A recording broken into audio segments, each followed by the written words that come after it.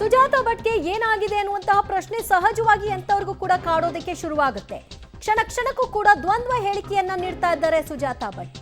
ಒಮ್ಮೆ ನಾನು ಹೇಳಿದ್ದು ಸತ್ಯ ಅಂತಾರೆ, ಒಮ್ಮೆ ನಾನು ಹೇಳಿದ್ದು ಸುಳ್ಳು ಅಂತಾರೆ, ನಾನು ಕೊಟ್ಟ ದೂರಿಗೆ ಬದ್ಧಳಾಗಿದ್ದೀನಿ ಅಂತಾರೆ, SIT ಮುಂದೆ ಎಲ್ಲ ಹೇಳ್ತೀನಿ ಅಂತಾರೆ.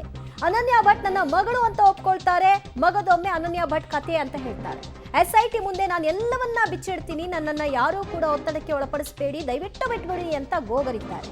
ಪಬ್ಲಿಕ್ ಟಿವಿಗೆ ಸುಜಾತಾ ಭಟ್ ಎಕ್ಸ್ಕ್ಲೂಸಿವ್ ಆಗಿ ಹೇಳಿಕೆ ಕೊಟ್ಟಿದ್ದಾರೆ. ಸುಜಾತಾ ಭಟ್ಗೆ ಹಾಗಾದ್ರೆ ಏನಾಗಿದೆ, ಏನಾದ್ರೂ ಸಮಸ್ಯೆಗೆ ಒಳಪಟ್ಟಿದ್ದಾರಾ ಅವರು, ಯಾವ ಸಮಸ್ಯೆಯಲ್ಲಿ ಅವರು ಸಿಕ್ಕಾಕೊಂಡಿದ್ದಾರೆ, ಅದರಿಂದ ಹೊರಬರಲಾರದೆ ಒದ್ದಾಡ್ತಾ ಇದ್ದಾರಾ, ಈ ಪ್ರಶ್ನೆಗಳು ಸಹಜವಾಗಿ ಮೂಡುತ್ತೆ. ನೋಡಿ ಏನ್ ಹೇಳಿದ್ರು ಪಬ್ಲಿಕ್ ಟಿವಿಗೆ. ಟಿವಿ ಜೊತೆ ಮಾತಾಡ್ತಾರೆ, ಯಾವ ಕಾರಣಕ್ಕಾಗಿ ಈ ರೀತಿ ಹೇಳಿಕೆಯನ್ನು ನೀಡಿದ್ರು ಅಂತ ಹೇಳಿ. ಮೇಡಮ್, ನೀವು ಬೇರೆ ವಿಚಾರವಾಗಿ ನಾನು ಅನನ್ಯ ಭಟ್ ಅಂತ ಮಗಳೇ ಇಲ್ಲ, ನಾನು ಹೇಳಿರೋದು ಸುಳ್ಳು ಅಂತ ಹೇಳಿರೋದು ನಿಜ.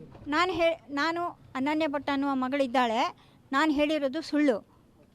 ಅದು ಒಂದು ಚಾನಲ್ನವರು ಬಂದ್ಕೊಂಡು ಬಲವಂತವಾಗಿ ನನ್ನನ್ನು ಹೇಳಿಕೆಯನ್ನು ತಗೊಂಡು ಹೋಗಿರೋದು.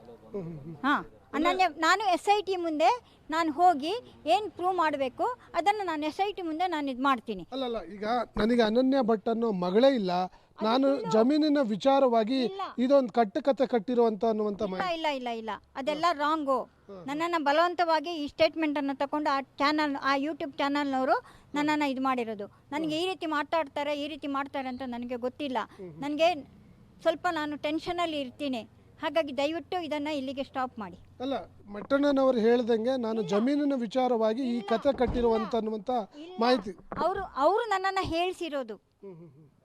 ಅರ್ಥ ಮಾಡ್ಕೊಳ್ಳಿ ದಯವಿಟ್ಟು. ಇಷ್ಟೇ, ನಾನು SITಗೆ ಹೋಗಬೇಕು, SITಯಲ್ಲಿ ಏನು ಮಾತಾಡಬೇಕು ಅದನ್ನು ನಾನು ಮಾತಾಡ್ತೀನಿ. SIT ಅವರಿಗೆ ಇವಾಗಲೂ ಕಾಲ್ ಮಾಡಿದ್ದೀನಿ, ಅವ್ರು ಹೇಳಿದ್ದಾರೆ 112ಗೆ ಕಾಲ್ ಮಾಡಿ ಪೊಲೀಸ್ ಪ್ರೊಟೆಕ್ಷನ್ ತಗೊಳ್ಳಿ ಅಂತ ಹೇಳಿದ್ದಾರೆ. ಅಲ್ಲ, ನಿಮಗೆ ಈ ಹೇಳಿಕೆ ಕೊಡ್ಲಿಕ್ಕೆ ಅವ್ರು ಒತ್ತಾಯಪೂರ್ವಕವಾಗಿ ನಿಮಗೆ ಕೊಡಿಸ್ಕೊಂಡು? ಹೌದು, ಇದು ಸತ್ಯ ಅಷ್ಟೇ. ಅಂದ್ರೆ ನಿಮ್ಮ ಮಗಳು ಇದ್ದಾರೆ ಅಂತ ಇನ್ನೂ ವಾದ? ಹೌದು, ನನ್ನ ಮಗಳಿದ್ದಾಳೆ, ಸತ್ತು ಹೋಗಿದ್ದಾಳೆ. ಅಲ್ಲ, ನೀವು ಕಂಪ್ಲೇಂಟ್ ಕೊಟ್ಟಿರೋದು ನಿಜ ಅಂತ? ಹೌದು, ನಿಜ. ಇದು ಸುಜಾತಾ ಭಟ್ ಅವರು ಪಬ್ಲಿಕ್ ಟಿವಿ ಜೊತೆ ಮಾತನಾಡುವಂಥ ಸಂದರ್ಭದಲ್ಲಿ ಯಾರೋ ಒಬ್ಬರು ನನ್ನನ್ನು ಬೆದರಿಕೆ ಹಾಕಿ ಈ ಒಂದು ಸ್ಟೇಟ್ಮೆಂಟನ್ನು ಪಡೆದುಕೊಳ್ಳುವ ಕೆಲಸವನ್ನು ಮಾಡ್ಕೊಂಡಿದ್ದಾರೆ. ಆದರೆ ನಾನು ಈವರೆಗೂ ದೂರು ಕೊಟ್ಟಿದ್ದೇನೆ, ಆ ದೂರಿಗೆ ಬದ್ಧಳಾಗಿದ್ದೇನೆ. SIT ಅಧಿಕಾರಿಗಳು ನೋಟಿಸ್ ಕೊಟ್ಟಿದ್ದಾರೆ, ಅದರ ತನಿಖೆ ಎದುರಿಸಲಿಕ್ಕೆ ನಾನು ಮಂಗಳೂರಿಗೆ ಹೋಗ್ತೀನಿ ಅನ್ನುವಂಥ ಮಾಹಿತಿಯನ್ನು ನೀಡಿರುವಂಥದ್ದು. ಕ್ಯಾಮ್ರಾ ಪರ್ಸನ್ ಸರೋಜ್ ಜೊತೆ ನಾಗೇಶ್, ಪಬ್ಲಿಕ್ ಟಿವಿ, ಬೆಂಗಳೂರು.